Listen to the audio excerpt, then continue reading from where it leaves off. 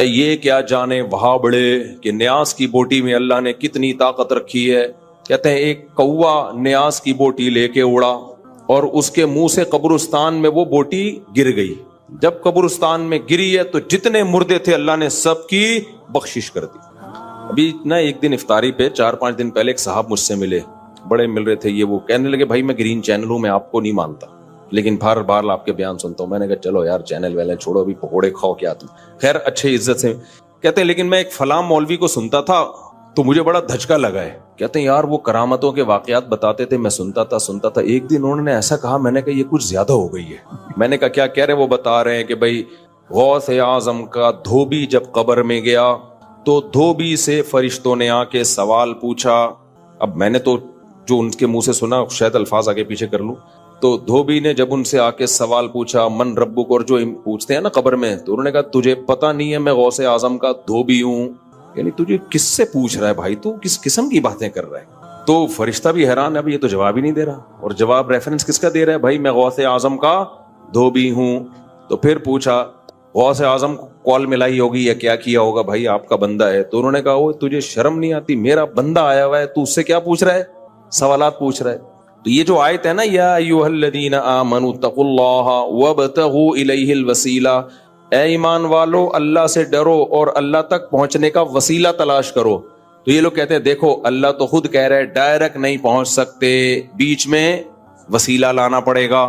تو یہاں وسیلے کا جو مفسرین مطلب بیان کرتے ہیں صدیوں سے, وہ کیا ہے؟ وسیلے کا مطلب اللہ کا قرب حاصل کرنے کے لیے کچھ کرنا پڑے گا, تمہیں اعمال کو ذریعہ بنانا پڑے گا. جیسے آپ کسی سے محبت کا دعویٰ کرتے ہیں, وہ کہتا ہے بھائی اس کا تمہارے پاس کیا دلیل ہے کہ تم واقعی مجھ سے محبت کرتے ہو؟ تو آپ اپنا عمل پیش کرتے ہیں, عمل کو ذریعہ بناتے ہیں. تو یہاں قرآن کہہ رہا ہے اللہ تک پہنچنے کا وسیلہ یعنی عمل. تو عمل کا وسیلہ تو جائز ہے بھائی, بلکہ آگے قرآن کیا کہہ رہا ہے وجاہدوا فی سبیلہ, اللہ کے راستے میں جہاد کرو. تو یہ جہاد ہے وسیلہ. سمجھ میں آ رہی بات؟ جیسے ہم اللہ سے دعا مانگتے ہیں, یہ دعا بھی ایک عمل ہے نا اللہ تک پہنچنے کا, تو یہ دعا بھی ایک وسیلہ ہے. اب کوئی یہ کہے کہ دعا کو اللہ اور بندے کے درمیان وسیلہ کیوں بنا رہے ہو؟ بھائی یہ وسیلہ اور ہے اور آپ جس وسیلے کی بات کرتے ہو وہ اور ہے. دعا تو ڈائریکٹ آپ کو اللہ تک پہنچا دیتی ہے, اس میں کسی اور چیز کا وسیلہ نہیں ہوتا, اس لیے دعا کو وسیلہ کہا گیا ہے. تو اعمال آپ کو ڈائریکٹ اللہ تک پہنچا دیتے ہیں, نماز آپ کو ڈائریکٹ اللہ تک پہنچاتی ہے, جہاد آپ کو ڈائریکٹ اللہ تک پہنچاتا ہے, تہجد آپ کو ڈائریکٹ اللہ تک. تو یہ جو قرآن میں ہے نا اللہ کی طرف وسیلہ تلاش کرو, اس سے مراد ہے نیک عمل کرو. سمجھتے ہو کہ نہیں سمجھتے؟ جس کے مزاج میں شرک ہوگا اس کو صرف اللہ کا نعرہ پسند نہیں ہوگا. صرف یا اللہ مدد کہیں لکھا ہوا ہو نا, اس کو ایک دم کہے وہابڑا. کیا ہے وہابڑے کہیں کے, یہ تو نبی کا تذکرہ ہی نہیں کرتے. اور بھائی کس نے کہا ہم نبی کا تذکرہ نہیں کرتے؟ ہم نبی کا تذکرہ کرتے ہیں اس طرح سے جس طرح نبی نے حکم دیا. وہ کیسے حکم دیا؟ یا ایھا الذین آمنوا صلوا علیہ وسلموا تسلیما. تو نبی کا تذکرہ کیسے کرنا ہے؟ نبی پر درود بھیج کے, نبی سے مانگ کے تھوڑی کرنا ہے. قرآن نے بھی ہمیں بتایا کہ نبی کا تذکرہ کیسے ہوگا, جیسے قرآن کی آیت پڑھی, خود نبی نے بھی بتایا کہ میرا تذکرہ کیسے ہوگا. فرمایا جو مجھ پر ایک دفعہ درود بھیجتا ہے اللہ اس پر 10 رحمتیں نازل کرتے ہیں. تو اس طرح سے نبی کا تذکرہ ہوگا. آپ جس طرح سے تذکرہ کر رہے ہیں کہ نبی کو اللہ کے ساتھ شریک کر دیں مانگنے میں, جیسے اللہ سے مانگنا ایسے نبی سے مانگنا, یہ والا تذکرہ میرے بھائی اللہ کی نظر میں قبول نہیں ہے. تو یہ آیت بہت زبردست آیت ہے. وَإِذَا ذُكِرَ اللَّهُ وَحْدَهُ اشْمَأَزَّتْ قُلُوبُ الَّذِينَ لَا يُؤْمِنُونَ بِالْآخِرَةِ. اللہ کہتے ہیں جن کا آخرت پر ایمان نہیں, اللہ کا خوف ان کے دلوں سے نکل گیا. ان کے سامنے جب اکیلے اللہ کا ذکر کیا جاتا ہے, صرف اللہ یعنی توحید کے ساتھ, تو ان کے دل میں کیا پیدا ہوتی ہے؟ تنگی. ایک جگہ قرآن میں آتا ہے یکادون یسطون بالذین یتلون علیہم آیاتنا. ان کا دل کرتا ہے کہ جو آیتیں پڑھ رہا ہے اس پہ حملہ کر کے مار دیں اس کو. وہ ایک بدعتی مولوی صاحب تقریر کر رہے تھے, وہ کہہ رہے تھے یہ کیا جانے وہابڑے, ہمارا نام وہابی کی سپرلیٹو کر دیا وہابڑا. کہتے ہیں یہ کیا جانے وہابڑے کہ نیاز کی بوٹی میں کتنی طاقت رکھی اللہ نے. یہ وہابڑوں کو کیا پتا, ہم نہیں مانتے نا نیاز ویاز کیا ہوتا ہے بھائی, سیدھا سیدھا صدقہ کرو اللہ کی رضا کے لیے, کسی کو بھی دے دو, چپکے سے دے دو, یہ ہوتا ہے. یہ کیا حلوے مانڈے مارکیٹ میں چل رہے ہیں، تو وہ اب سر لگا کے تقریر کر رہے تھے. میرے والد صاحب یہ قصہ سنایا کرتے تھے. میرے والد صاحب کی طبیعت میں بڑا مزاح تھا، حالانکہ بڑے روبدار آدمی، لیکن جب آپ ان سے گپ شپ لگاتے تو بڑے طبیعت میں مزاح. وہ واقعہ سناتے تھے گھر میں کہ ایک صاحب تقریر کر رہے تھے، ایک مولوی کہتا ہے یہ کیا جانے وہاں بڑے کہ نیاز کی بوٹی میں اللہ نے کتنی طاقت رکھی ہے. کہتے ہیں ایک کوا نیاز کی بوٹی لے کے اڑا اور اس کے منہ سے قبرستان میں وہ بوٹی گر گئی.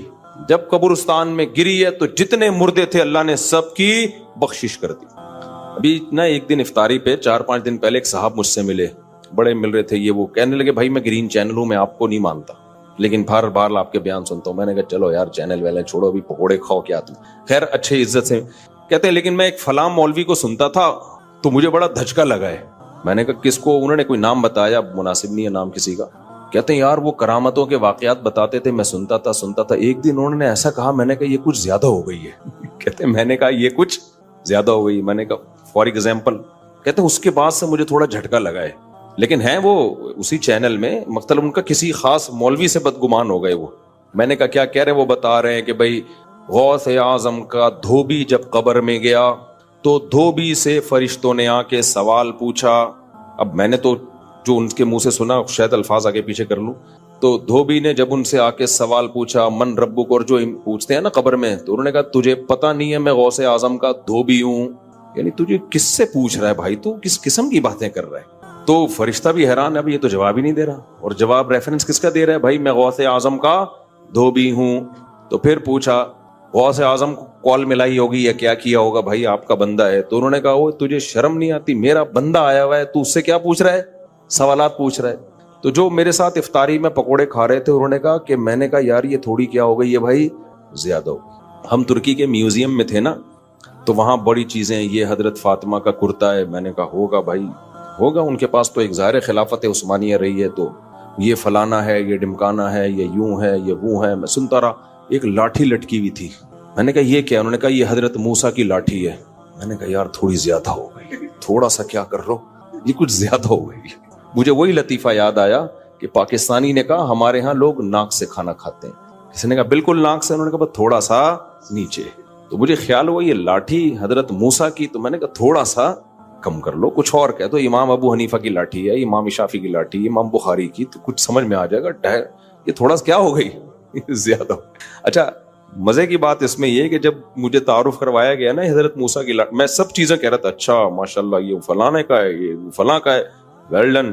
جب انہوں نے کہا نا حضرت موسیٰ کی لاٹھی ہے، تو میں نے جس اسٹائل سے کہا نا یہ تھوڑی زیادہ نہیں ہو گئی، تو وہ جو میرے ساتھ بندہ تھا نا وہ زور سے کہگا لگا کے ہنسا ہے. اس کہہ رہے مجھے ہنسی آپ کے اسٹائل پہ آئی ہے کہ جو آپ نے کہا نا یہ تھوڑی زیادہ لگ رہا ہے مجھے. تو یہ آج سمجھ میں آ گئی. اللہ تعالیٰ کہتے ہیں کہ جب صرف ایک اللہ کا نام لیا جاتا ہے نا، صرف وہی، تو ان کو صرف کے لفظ سے چڑ ہے، اللہ سے چڑ بولو نہیں ہے. یہ کہتے ہیں صرف اللہ نہیں ہوگا بھائی، صرف اللہ نہیں ہوگا، کسی اور کو بھی ساتھ میں ملاؤ. تو ہم تو کہتے ہیں مدد صرف کس سے مانگی جائے گی؟ اللہ سے مانگی جائے گی. دوسری بات اللہ تعالیٰ نے انہی آیتوں میں فرمایا، آیت نمبر 42، اللہ یتوفی الانفس حین موتها والتی لم تمت فی منامها. جن لوگوں کو برزخی زندگی سمجھ میں نہیں آتی ان کو اللہ نے سمجھایا ہے ایک مثال سے. اللہ کہتے ہیں جب تم سوتے ہو، نیند میں جاتے ہو، تو تمہارا اس دنیا سے کنیکشن ختم. اس میں بھی اللہ تمہاری روح کو قبض کرتا ہے. کون کرتا ہے روح کو قبض؟ یہ تو سائنسدانوں نے سو کے دیکھ لیا تو ایمان لے آئے. نہیں دیکھا ہوتا تو سائنس نیند کو بھی نہیں کبھی مانتی کہ یہ بھی کوئی چیز ہے. ہم تو جو چیزیں دیکھ رہے ہیں ان کو ایکسپٹ کرتے چلے جا رہے ہیں. تو اب مر کے کسی نے دیکھا نہیں ہے اس لیے اس کا انکار کر دیتے ہیں. تو اللہ کہتے ہیں جیسے نیند میں تمہاری روح اللہ قبض کر لیتا ہے، تو ایسے ہی سوتے میں بھی تمہاری روح قبض ہوتی ہے. نہ نیند میں فنا ہوتے ہو نہ موت کے بعد فنا ہوتے ہو. سارا کھیل کس کا ہے؟ روح کا کھیل ہے یہ. فَيُمْسِكُ الَّتِي قَضَىٰ عَلَيْهَا الْمَوْتِ. جب نیند میں تمہاری روح اللہ کھینچ لیتا ہے تو جس کو زندہ کرنا ہوتا ہے دوبارہ روح لوٹا دیتا ہے، مڑ جاتے ہیں. جس کو موت دینی ہوتی ہے اس کی روح کو روک لیتا ہے. کتنے لوگ سوتے میں مر جاتے ہیں نا، اس کی روح کو کھینچ لیتا ہے. تو یہ روح ہے اور روح کو سائنس ایکسپلین نہیں کر سکتی. آپ کو پتا ہے کچھ چیزوں کو ایکسپلین کیا جا ہی نہیں سکتا، وہاں انسان ہتھیار ڈال دیتا ہے. جیسے آپ دماغ کو سمجھنے کی کوشش کریں گے تو سائنسدان یہ کہتے ہیں پاسبل ہی نہیں ہے، کیونکہ دماغ کو آپ سمجھیں گے دماغ سے ہی، تو اس کے لیے کوئی آپ کے دماغ سے اوپر کا دماغ ہوگا جو آپ کے دماغ کو پڑھے گا، پھر آپ سمجھ پائیں گے۔ اور اوپر کا دماغ، اوپر سے مراد ہمارے مینٹل لیول سے اوپر کسی کا مینٹل لیول ہوگا تو وہ سمجھے گا، وہ اللہ ہی سمجھ سکتا ہے۔ ہم تو سوچیں گے اسی دماغ سے سوچیں گے نا، اور اس دماغ کی ایک لمٹ ہے، اس سے آگے وہ دماغ بڑھ نہیں سکتا، تو یہ پاسبل ہی نہیں ہے۔ سمجھتا ہو کہ نہیں سمجھتے ہو؟ تو اسی طرح سے روح کا بالکلیہ سمجھنا یہ کسی کے لیے ممکن ہے ہی نہیں، اور روح ہی حیات ہے، لہذا حیات کو حقیقی معنی میں سائنس ایکسپلین کر ہی نہیں سکتی۔ اللہ نے اس کو 2 لفظوں میں ایکسپلین کر دیا کہ اللہ کی کلمہ کن کی طاقت سے جو انسان میں زندگی پیدا ہوتی ہے، اس زندگی کا نام کیا ہے؟ حیات ہے۔ سمجھتے ہو کہ نہیں سمجھتے ہو؟ اسی سے یہ بھی پتا چل گیا کہ جناب، اب پھر وہی اختلافی مسئلے آ جاتے ہیں، ہم آ گئے تو ایک جلدی انہوں نے نمٹانے دو نا، یہ بھی اجماعی مسئلہ ہے نا، حضرت عیسیٰ کی حیات۔ جناب پروفیسر غامدی صاحب کہتے ہیں کہ قرآن مجید میں آتا ہے یا عیسیٰ انی متوفیکا، اے عیسیٰ میں تجھے وفات دوں گا، ورافعک الیہ، اور میں تجھے اپنی طرف اٹھا لوں گا۔ تو غامدی صاحب کہتے ہیں دیکھو، وفات دوں گا کا مطلب تو موت دینا ہوتا ہے، اس کا مطلب اللہ نے عیسیٰ کو موت دی ہے۔ اس آیت سے پتہ چل رہا ہے کہ وفات کا اصل مطلب عربی میں موت نہیں ہوتا۔ موت کے معنی میں یہ لفظ استعمال ہوا تو ہے، لیکن اس کا اصل مقصد موت نہیں ہے۔ اگر موت ہوتا تو دیکھو، اللہ یتوفی الانفس، اللہ روحوں کو کھینچ لیتا ہے، حین موتھا، ان نفس کی موت کے وقت۔ اب یتوفا کا معنی اگر موت دینا ہوتا تو کیا مطلب اللہ روحوں کو موت دے دیتا ہے انسان کے موت کے وقت؟ یہ مطلب ہوتا؟ اللہ تو کہہ رہے ہیں جب تمہاری موت کا وقت آتا ہے میں روح کو یتوفا وصول کر لیتا ہوں۔ یہاں موت ترجمہ کسی بھی صورت میں ہوتا ہی بن ہی نہیں سکتا۔ دیکھو توفا کا لفظ نکلا ہے وفا سے، اردو میں وفا کسے کہتے ہیں؟ پورا پورا چکا دینا، اسی کو کہتے ہیں نا وفا۔ یہ جو خشک موضوعات ہوتے ہیں میں ترنم سے اس لیے پڑھتا ہوں تاکہ سمجھ میں آ جائیں، آرام سے، پیچیدگی میں نہ جائیں۔ کہتے ہیں نا فلاں نے وفا کی ہے میرے ساتھ، کیا مطلب؟ میں نے قربانی دی تھی، اس نے اس قربانی کا پورا پورا بدلہ چکایا۔ وفا پورا پورا کسی کو کوئی چیز دے دینا، اور توفا باب تفعل میں پورا پورا وصول کر لینا۔ تو توفا کا اصل معنی عربی میں وصول کرنا ہے، موت دینا نہیں ہے۔ اگر باڈی روح کے ساتھ وصول کر لی تو اس کا مطلب کیا ہے؟ پورا جسم وصول کر لیا۔ اور اگر صرف روح وصول کی ہے، باڈی چھوڑ دی، تو صرف روح وصول کی ہے۔ سمجھتے ہو؟ یہاں کیا اللہ فرما رہے ہیں؟ اللہ یتوفی الانفس، اللہ روحوں کو کھینچ لیتا ہے، وصول کر لیتا ہے، حین موتھا، اس نفس کی موت کے وقت۔ تو موت کے وقت اگر اللہ موت دیتا، روح کو موت دیتا، تو روح کو موت تھوڑی آتی ہے، پھر وصول کس چیز کو کیا ہے؟ سمجھتے ہو؟ تبھی آگے اللہ کہتے ہیں جس کو موت دینے کا ارادہ ہوتا ہے اس کی روح نہیں لوٹاتا، روک کے رکھ لیتا ہوں اپنے پاس، اور جس کو زندہ کرنا ہوتا ہے، جو روح لی تھی واپس، اس کو باڈی کو واپس کر دیتا ہوں۔ سمجھ میں آ رہا ہے؟ تو توفا کا اصل مطلب کیا ہوا؟ وصول کر لینا۔ ہاں موت کے معنی میں استعمال ہوا ہے، لیکن اصل مطلب اس کا وصول کرنا۔ تو اب میں آیت کا ترجمہ کرتا ہوں۔ اللہ کہہ رہے ہیں عیسیٰ علیہ السلام کو، یا عیسیٰ انی متوفیکا، اے عیسیٰ میں تجھے وصول کر لوں گا، ورافعک الیہ، اس کی صورت کیا ہوگی؟ کس طرح سے اللہ تو مجھے وصول کرے گا؟ رافعک الیہ، یہ عطف تفسیری ہے، آگے ڈیٹیل بیان کر رہا ہے یہ، واو، رافعک الیہ، میں تجھے اپنی طرف اٹھا لوں گا، پوری باڈی سمیت تجھے اٹھاؤں گا میں اپنی طرف، اس طرح سے میں تجھے وصول کروں گا۔ سمجھتے ہو کہ نہیں سمجھتے ہو؟ اس لیے غامدی صاحب نے اس آیت کے ترجمے میں ڈنڈی ماری ہے۔ سمجھتے ہو؟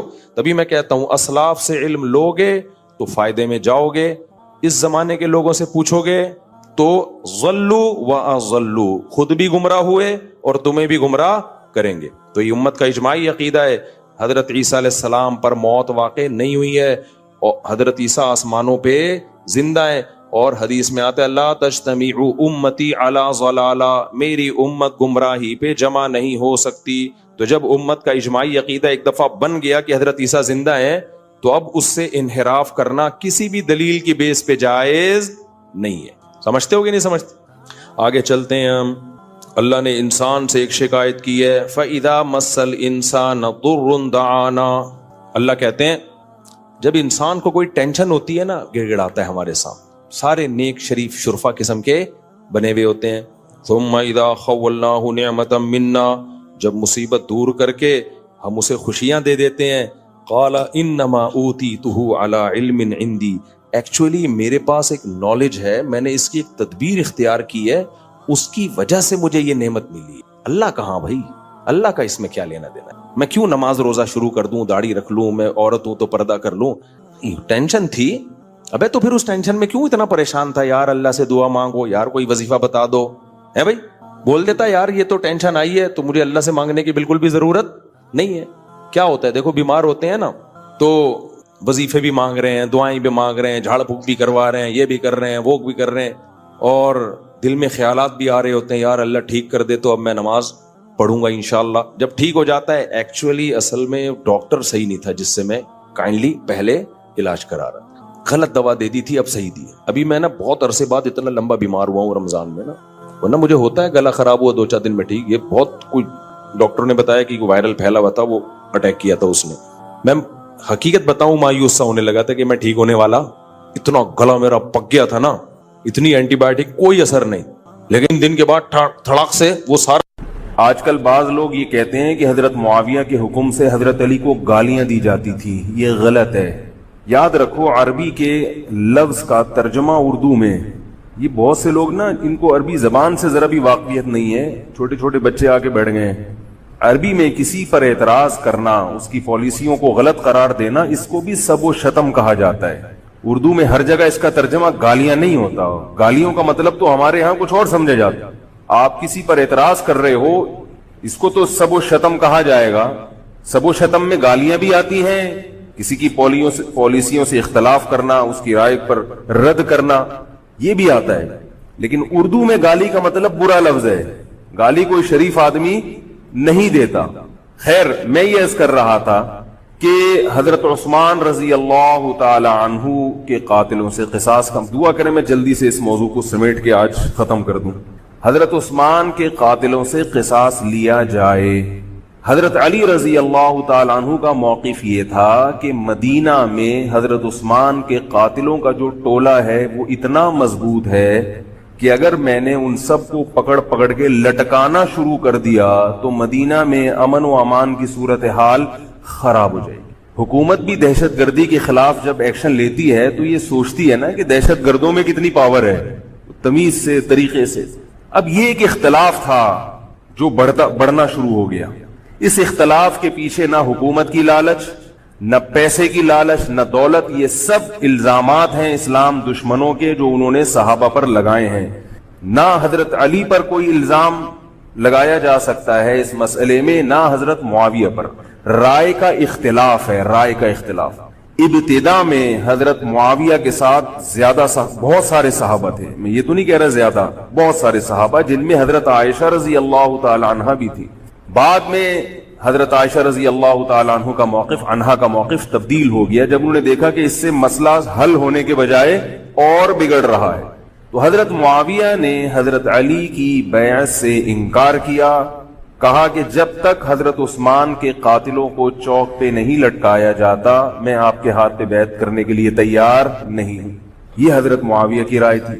حضرت علی کی رائے یہ تھی کہ میرے لیے یہ فی الحال ممکن نہیں ہے, لہذا, اور اس سے ہو کیا رہا ہے, حکومت 2 حصوں میں ڈیوائیڈ ہو رہی ہے. ان کی رائے یہ تھی کہ حضرت معاویہ رضی اللہ تعالی عنہ کو اپنے اس مطالبے سے دستبردار ہو کر میرے ہاتھ پہ بیعت کر لینی چاہیے. اور قرآن کا حکم ہے وَإِن طَائِفَتَانِ مِنَ الْمُؤْمِنِينَ اقْتَتَلُوا فَأَصْلِحُوا بَيْنَهُمَا فَإِن بَغَتْ إِحْدَاهُمَا عَلَى الْأُخْرَى فَقَاتِلُوا الَّتِي تَبْغِي حَتَّى تَفِيءَ إِلَى أَمْرِ اللَّهِ کہ اگر مسلمانوں کا کوئی فریق بغاوت پہ اتر آئے, حکومت وقت سے لڑائی کرے, قاتل التی تبغی, تو جو طبقہ حکومت کو تسلیم نہیں کر رہا یا حکومت کے خلاف بغاوت کر رہا ہے اس سے قتال کرو. حضرت علی کا موقف یہ تھا کہ قرآن مجید کی یہ آیت مجھ سے مطالبہ کر رہی ہے کہ جو لوگ میرے ہاتھ پہ بیعت نہیں ہو رہے جبکہ میری خلافت قائم ہو چکی ہے, تو میں مسلمانوں میں تاکہ اختلاف اور انتشار نہ ہو میں اس فریق کو تلوار کے زور سے بیعت کرنے پر مجبور کروں. بات آ رہی ہے سمجھ میں کہ نہیں آ رہی ہے؟ آج تو پولیس بھی نہیں بلا سکتے, موبائل ہی نہیں ہے بھائی, بند پڑے ہوئے, ورنہ میں پولیس بلوا لیتا آج آپ کو بات سمجھانے کی. لیکن میں کہتا ہوں کہ میں پولیس اگر بلواتا, اگر پولیس ہی کو سمجھ میں نہیں آئی, یہ بھی تو بڑا مسئلہ ہے. خیر, تو حضرت علی کا موقف یہ تھا, حضرت معاویہ کا موقف یہ تھا کہ حکومت کے خلاف بغاوت غلط ہے نا. جس کو حکومت مان لیا ہو, جب تک میں نے خلیفہ مانا ہی نہیں ہے تو میرا یہ عمل بغاوت نہیں کہلائے گا. یہ اختلاف رائے ہے, اور یہ اختلاف صحابہ میں بھی ہوا ہے, تابعین میں بھی ہوا ہے, ائمہ مجتہدین میں بھی ہوا ہے, اور آج تک ہوتا آ رہا ہے. اس قسم کے اختلافات مکمل ختم نہیں ہو سکتے. یہ صحابہ میں بھی ہوا ہے. قرآن و حدیث کو سمجھنے کا اختلاف کہا جاتا ہے اس کو. اور اس اختلاف کے بارے میں نبی صلی اللہ علیہ وسلم کی صحیح حدیث ہے, اذا اجتہد المجتہد فإن اصاب فله اجران وإن اخطأ فله اجر واحد. جب کوئی مجتہد اجتہاد کرتا ہے, کیا مطلب قرآن و حدیث کو سمجھنے کی کوشش کرتا ہے, اگر وہ صحیح نتیجے پر پہنچ جائے تو اس کو 2 اجر ملتے ہیں, اگر غلط نتیجے پر پہنچے تو بھی 1 اجر ملتا ہے اس کو, اس لیے کہ اس کے بس میں جو تھا وہ اس نے کر لیا. اب پیغمبر تو موجود نہیں ہے جو آگے بتائیں گے کہ یہ صحیح کر رہا ہے, یہ غلط کر رہا ہے. میں نے اپنے ایک استاد سے ایک مرتبہ پوچھا کہ حضرت یہ علماء میں جب اختلاف ہوتا ہے کسی مسئلے میں تو عوام بڑی پریشان ہوتی ہے, کیا کریں ہم؟ انہوں نے فرمایا کہ عوام کو یہ بتاؤ کہ ہم پیغمبر نہیں ہیں اور ہم پیغمبر سے براہ راست مسئلہ پوچھ نہیں سکتے. ہمارے پاس جو قرآن و سنت ہے اور جو فقہائے کرام نے اس قرآن و سنت کی تشریح کی ہے, جو فقہ کی کتابیں ہیں, ہم اس میں دیکھتے ہیں. اب اس میں 2 علماء کی رائے میں اگر اختلاف ہو جائے تو اس اختلاف کو ختم کرنے کا ہمارے پاس کوئی راستہ نہیں ہے. نبی ہوتے تو ہم پوچھ لیتے, جب راستہ نہیں ہے تو بھائی اللہ کے نبی نے فرما دیا کہ جو تمہارے بس میں ہے وہ کر لو. اگر درست بات تک پہنچ گئے ڈبل اجر, نہیں پہنچے تو بھی اجر. اس میں ہمیں بتا دیا کہ اسلام پر عمل کے لیے اتنا کافی ہے کہ جو تمہاری استطاعت میں ہے وہ کر لو. نہیں آئی بات سمجھ میں؟ اب یہ اختلاف چھوٹے مسائل میں بھی ہو سکتا ہے اور بڑے مسائل میں بھی ہو سکتا ہے. تیسری بھی ایک جماعت تھی. یہ 2 اختلاف تو پتہ چل گئے نا, حضرت علی کا موقف, حضرت معاویہ کا موقف. ایک تیسری جماعت تھی جو یہ کہتی تھی کہ نہ ہم حضرت علی کا ساتھ دیں گے نہ حضرت معاویہ کا, کیونکہ دونوں مسلمان ہیں, دونوں لڑ رہے ہیں, مسلمانوں کو ہم لڑتا ہوا نہیں دیکھ سکتے. ان کا موقف تھا حضرت علی رضی اللہ تعالیٰ عنہ ایک صحابی کے پاس گئے اور ان سے کہا کہ آپ میری جماعت میں شامل ہوں اور اہل شام کے خلاف میرے ساتھ مل کے لڑیں. وہ صحابی گئے کہ لکڑی کی تلوار اٹھا کے لائے. انہوں نے کہا کہ میں نے رسول اللہ صلی اللہ علیہ وسلم سے سنا ہے کہ فتنے کا دور ہوگا, مسلمان آپس میں لڑیں گے, تو تم اس وقت اپنی تلوار کو لکڑی کی بنا لینا. لکڑی کی تلوار کا مطلب جو کسی سے لڑنے کے کام نہ آئے. میں تو نہیں لڑ سکتا. اب حضرت علی نے یہ نہیں کہ اس پہ تلوار رکھ دی ہو کہ نہیں تو جائے گا, یا تو دائرہ اسلام سے خارج ہے, یا تو باغی ہے, ٹھیک ہے نہیں آ رہی سمجھ میں چھوڑ دو. آج جو فتنے کھڑے ہو رہے ہیں نا وہ اس پہ نہیں ہو رہے کہ صحیح کیا ہے غلط کیا ہے. فتنہ اس پر ہو رہا ہے کہ جو مجھے سمجھ میں آ رہا ہے وہ میں تھوپ کے اس کو مسلط کر دوں. مجھے اگر رفع الیدین سمجھ میں آ رہا ہے تو پوری دنیا رفع الیدین کیوں نہیں کر رہی, اور اگر مجھے ترک رفع الیدین سمجھ میں آ رہا ہے تو یہ چند لوگ رفع الیدین کیوں کر رہے ہیں. صحابہ کے دور میں رفع الیدین بھی ہوتا تھا اور ترک بھی ہوتا تھا, پھڈے نہیں ہوتے تھے. صحابہ کے دور میں زور سے آمین بھی تھی اور آہستہ آمین بھی تھی, جھگڑے نہیں تھے. صحابہ کے دور میں امام کے پیچھے فاتحہ پڑھنے والے بھی تھے اور امام کے پیچھے فاتحہ کو ناجائز اور حرام سمجھنے والے بھی تھے, مگر پھڈے بازی بولو بھائی نہیں تھی. تو حضرت علی رضی اللہ تعالیٰ عنہ نے ان صحابی کو مجبور نہیں کیا. حضرت علی کی فوج میں عمار ابن یاسر رضی اللہ تعالیٰ عنہ بھی تھے, زبیر ابن عوام, عبداللہ ابن زبیر رضی اللہ تعالیٰ عنہ. عبداللہ ابن زبیر ابن عوام, حدیث میں آتا ہے کہ جب جنگ صفین میں, جنگ جمل میں دونوں فوجیں آمنے سامنے کھڑی ہوئی ہیں, زبیر ابن عوام رضی اللہ تعالیٰ عنہ نے تقریر کی, اہل شام سے خطاب کر کے کہا کہ اے اہل شام, ہم جانتے ہیں کہ تمہارے ساتھ محمد صلی اللہ علیہ وسلم کی زوجہ ہیں حضرت عائشہ, جو ہمارے موقف سے متفق, یہ صحیح بخاری کی روایت ہے, جو ہمارے موقف سے متفق نہیں ہے لیکن ہے نبی کی بیوی, اور ساتھ کس کا دے رہی ہے, تمہارا. اب اعتدال دیکھیں صحابہ کی رائے میں. فرمایا اللہ کی قسم ہم یہ جانتے ہیں کہ جیسے وہ دنیا میں نبی کی زوجہ تھی جنت میں بھی نبی کی زوجہ ہوں گی، اگرچہ وہ اس معاملے میں ہمارے خلاف ہیں مگر اس کی وجہ سے ہم ان کے جنتی ہونے کا انکار نہیں کر سکتے۔ کیا مطلب؟ ان کی سمجھ میں جو آ رہا ہے وہ اس کے حساب سے کر رہی ہیں، لیکن ہماری سمجھ میں ان کی بات نہیں آ رہی۔ کیوں؟ اس لیے فرمایا کہ ہم یہ دیکھ رہے ہیں کہ اللہ ہمیں نبی کی زوجہ عائشہ رضی اللہ تعالی عنہا کے ذریعے آزما رہا ہے کہ تم نبی کی زوجہ کو دیکھتے ہو یا قرآن کے حکم کو دیکھتے ہو۔ قرآن کہہ رہا ہے کہ خلیفہ کے خلاف بغاوت نہیں ہو سکتی، کائنم من کان، بغاوت کرنے والا کوئی بھی کیوں نہ ہو۔ تو نہ چاہتے ہوئے بھی ہم تمہارے خلاف آگے کھڑے ہوئے ہیں۔ خدا کی قسم اس آزمائش میں ہمیں کس نے ڈالا ہے؟ اللہ نے ڈالا ہے۔ وہ لوگ جو حضرت عائشہ رضی اللہ تعالی عنہا پر تہمتیں لگاتے ہیں، جو حضرت معاویہ کو برا بھلا کہتے ہیں، وہ لوگ حضرت علی اور ان کے ساتھیوں سے سبق کیوں نہیں سیکھ لیتے؟ ایک مرتبہ میرے پاس ایک سوال آیا، سوال کرنے والے نے حضرت معاویہ کی شان میں گستاخی کا پورا ایک باب باندھا ہوا تھا۔ اس نے کہا کہ جس نے نبی کے داماد کے خلاف تلوار اٹھائی وہ اسلام میں معاذ اللہ کیسے ہو سکتا ہے، اور ایسے برے برے القاب کے میں زبان پہ بھی نہیں لا سکتا۔ میری عادت ہے شارٹ کٹ جواب دینے کی، گل ویلے دی تے پھل موسم دا۔ اتنا ٹائم تھوڑی ہے کہ ہر آدمی کے سوال کو لے کے بیٹھ جائیں۔ میں نے کہا آپ کے جواب میں اتنا کافی ہے کہ یہ وہ الزامات ہیں کہ جس کے خلاف تلوار اٹھائی اس نے بھی یہ الزامات نہیں لگائے۔ مدعی سست اور گواہ چست، نہیں آ رہی میرا خیال ہے بات۔ جو حضرت علی کے ساتھ تھے انہوں نے تو یہ کچھ حضرت معاویہ کے خلاف نہیں کہا، انہوں نے تو وہ تو پھر بھی جنتی مان رہے ہیں، ایک دوسرے کی نماز جنازہ میں شریک ہو رہے ہیں، مال غنیمت کو تقسیم نہیں کر رہے، ایک دوسرے کی عورت پہ ہاتھ نہیں اٹھا رہے، احترام کر رہے ہیں، ایک دوسرے کے پیچھے جنگ ختم ہونے کے بعد نمازیں پڑھی جا رہی ہیں۔ اللہ تعالیٰ نے یہ مثال صحابہ کی قائم کی ہے دنیا کو دکھانے کے لیے کہ ان میں اتنا بڑا اختلاف ہو کہ تلواریں بھی چل جائیں تو وہ اختلاف بھی حدود سے تجاوز نہیں کرتا، اور ہمارے چھوٹے چھوٹے اختلافات میں کیا ایک دوسرے کے خلاف بہتان تراشیاں اور زبان درازیاں ہوتی ہیں۔ تو یہ اختلاف تھا حضرت علی اور حضرت معاویہ کا، جس میں تین فریق تھے۔ ایک حضرت علی تھے، ان کا موقف یہ تھا کہ میرے لیے تلوار اٹھانا واجب ہے۔ حضرت علی کے ساتھ جو لوگ تھے ان کا بھی یہ موقف تھا۔ حضرت معاویہ کا یہ موقف تھا کہ میں باغیوں کی فہرست میں آتا نہیں ہوں۔ کیوں نہیں آتا؟ اس لیے نہیں آتا کہ میں نے خلافت کو تسلیم نہیں کیا، اور ان کے ساتھ بھی صحابہ کرام کی ایک جماعت تھی۔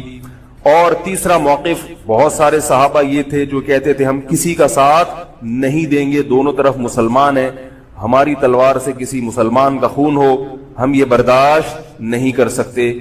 ہماری رائے یہ ہے، اہل سنت والجماعت کی رائے یہ ہے کہ یہ ان تینوں فریقوں میں جو برحق تھے وہ حضرت علی تھے، کیونکہ حکومت تھی ان کے پاس۔ باقی جو دونوں فریق تھے صحابہ کرام کے، ان سے غلطی ہوئی ہے، مگر یہ غلطی اجتہادی ہے، یہ نفس پرستی والی غلطی، حکومت کی لالچ والی، دولت کی لالچ والی، یا ہٹ دھرمی والی یا ضد والی غلطی بولو بھائی نہیں ہے۔ یہ وہ غلطی ہے جس کے بارے میں محمد صلی اللہ علیہ وسلم نے فرمایا کہ اگر مجتہد سے غلطی ہوتی ہے تو بھی اس کو اجر ملتا ہے، کیونکہ اللہ نے قرآن میں فرمایا فاتقوا اللہ ما استطعتم، اللہ سے اتنا ڈرو جتنی تم میں استطاعت ہے۔ تو ان کی جتنی سمجھ میں آیا انہوں نے اس حساب سے کیا۔ تو دو جنگیں ہوئی ہیں، جنگ جمل اور جنگ صفین۔ اب ایک اور بات ہے، تاریخی حقیقت ہے کہ دو جنگوں کے بعد حضرت علی رضی اللہ تعالی عنہ کو خوارج نے شہید کر دیا۔ یہ وہی خوارج جو حضرت عثمان کے قاتل تھے، انہوں نے شہید کس کو کیا؟ حضرت علی کو۔ حضرت علی کی شہادت کے بعد حضرت حسن رضی اللہ تعالی عنہ کی 6 مہینے تقریباً خلافت رہی ہے۔ حضرت حسن رضی اللہ تعالی عنہ نے امت میں جوڑ پیدا کرنے کے لیے حضرت معاویہ رضی اللہ تعالی عنہ سے سلو کر لی، اور خلافت سے دستبردار ہو کر حضرت معاویہ کے ہاتھ پر بیعت ہو گئے۔ نہیں آ رہی میرا، پولیس کو فون کریں یار، بہت اہم بات ہے یہ، اس کو اچھی طرح سمجھ لیں، اللہ کرے سمجھ میں آ جائے۔ تو جب یہ ہو گیا تو مسئلہ ختم ہو گیا نا۔ لوگوں نے حضرت حسن سے کہا، یہ میں بالکل مستند روایتیں پیش کر رہا ہوں، اس کے سب کے حوالے ہیں، اور بہت ایسا نہیں ہے کہ تاریخ کی کتابوں کے، یہ احادیث کی کتابوں کے سے پیش کر رہا ہوں۔ حدیث کا جو معیار ہے وہ تاریخی کتب سے بہت زیادہ ہوتا ہے۔ لوگوں نے حضرت حسن سے یہ کہا کہ یہ تو عار اور ذلت کی بات ہے کہ آپ کے والد نے جس کے خلاف 2 جنگیں لڑی ہوں تو آپ اپنے والد کی جس سے دشمنی رہی ہو بیٹا اس سے بیعت ہو رہا ہے. ہمارے ہاں اس کا تصور ہے. سیاسی لوٹے ہمارے ہاں بہت ہیں مگر وہ بھی دنیاوی مفاد میں دائیں بائیں لڑکتے ہیں. آخرت کی خاطر کوئی اپنے عہدے سے دستبردار ہو جائے یہ نہیں ہوتا. حضرت حسن اہل بیت میں سے ہیں. حضرت حسن بیت ہو گئے کس کے ہاتھ پر؟ حضرت معاویہ. لوگوں نے کہا یہ عار اور ذلت کی بات ہے تو حضرت حسن کے وہ تاریخی الفاظ ہیں کہ میں دنیا کی ذلت کو جہنم کی آگ پر ترجیح دیتا ہوں. کیا مطلب؟ میں مسلمانوں کو آپس میں لڑتا ہوا نہیں دیکھ سکتا. میں نہیں لڑتا ہوا دیکھ سکتا. اب کوئی اس بیس پر حضرت علی پہ الزام لگائے کہ اس کا مطلب وہ لڑتا ہوا دیکھ سکتے تھے. بھائی ان کا جو موقف تھا جو ان کی سمجھ میں آیا وہ انہوں نے کیا. حضرت حسن کا موقف اپنے والد کے موقف سے مختلف تھا. یہ اختلاف رائے ہو سکتا ہے.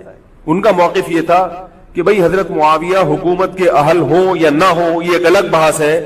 اگر میں ان کے مقابلے میں متوازی حکومت قائم کروں گا تو پھر مطالبہ ہوگا حضرت عثمان کے قاتل سے قصاص جو کہ ممکن نہیں ہے اور پھر یہ لڑائی آگے چلے گی. بہتر ہے کہ دستبردار ہو جاؤ کہ حضرت آپ ہمارے خلیفہ ہیں, آپ ہمارے امیر ہیں. نبی صلی اللہ علیہ وسلم اس کی پیشگوئی پہلے کر چکے تھے. حضرت حسن رضی اللہ تعالیٰ عنہ کے بعد